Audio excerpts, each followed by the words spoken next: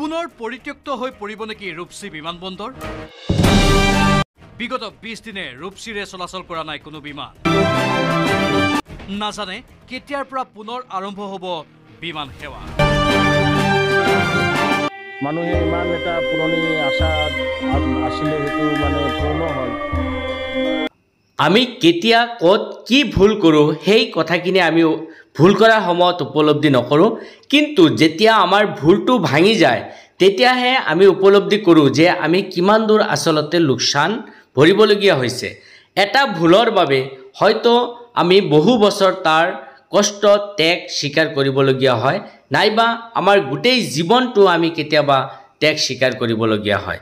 আমি নিশ্চয় অলপতে এটা কথা উপলব্ধি কৰিছোঁ যে আমাৰ লয়াৰ অসমৰ বিশেষকৈ ধুবুৰী লোকসভাত আমি সৰ্বসাধাৰণ মানুহখিনিয়ে সামান্য এটা সিদ্ধান্ত লোৱাৰ ওপৰত ভিত্তি কৰি আমি যি ডাঙৰ ভুলটো কৰিছোঁ, সেই ভুলটো সংশোধন কৰোঁতে পৰিৱৰ্তন কৰোঁতে হয়তো 20 বছৰলৈকে সময় লাগি যাব পাৰে।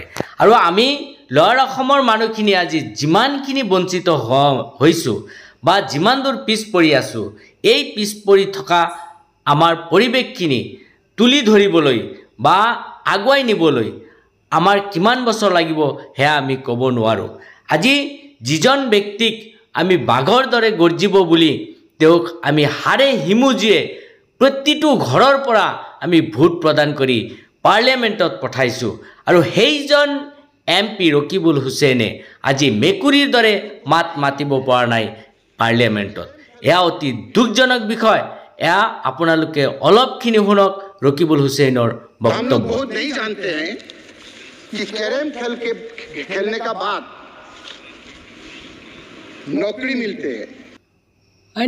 নকবা মই কিন্তু হিন্দী ক'ব পাৰোঁ। আপোনালোকে নিশ্চয় শুনা পাইছে যে অসমত কিমান ধৰণৰ সমস্যা জৰ্জৰিত হৈ আছে।